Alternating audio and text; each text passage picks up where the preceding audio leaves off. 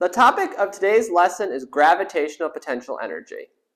Gravitational potential energy is energy that results from an object's height above the ground. It is also frequently just referred to as potential energy. Some examples of gravitational potential energy are a swimmer on top of diving blocks, a biker at the top of a hill, or a water balloon that is about to be dropped from a window. Potential energy comes solely from an object's height above the ground. If an object is moving, that means that it also has kinetic energy. The formula for potential energy is gravitational potential energy equals mgh.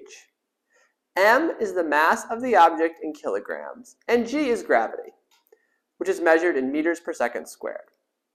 It can generally be assumed that the scenario is on Earth, and therefore, gravity is 9.8 meters per second squared. It is possible that your teacher or book will use 9.81 or 10 for gravity. H is the height above the ground, which is measured in meters. The unit for all of energy is joules, which is abbreviated as just J. As an object goes higher above the ground, its potential energy increases. This is why it is more fun to slide down a tall hill as opposed to a short one. Additionally, if two objects are at the same height, the one with more mass has more potential energy. As a result of these rules, a penny at the top of the Empire State Building has more potential energy than a large rock sitting on the ground. An object sitting on the ground has a height of 0 and therefore no potential energy.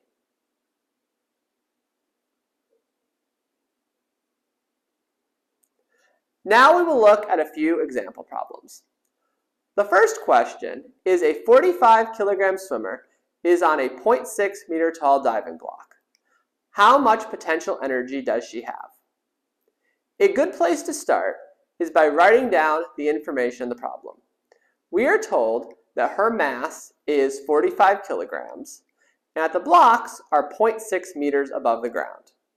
Since it is on Earth, we can assume that gravity is equal to 9.8 meters per second squared.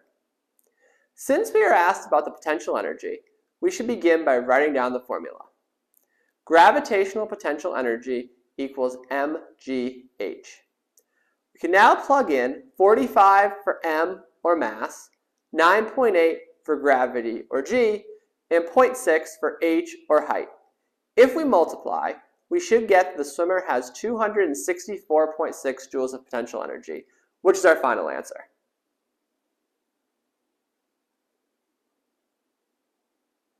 For our next problem, we are told that a 75 kilogram biker is stationary at the top of a 10 meter tall hill.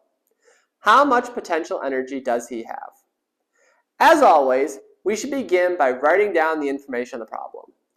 The first piece of information is the biker has a mass of 75 kilograms. The second piece of information is the hill has a height of 10 meters. We can assume that gravity equals 9.8 meters per second squared. Since the problem asks for the potential energy, we should begin by writing down the formula. Potential energy equals mgh.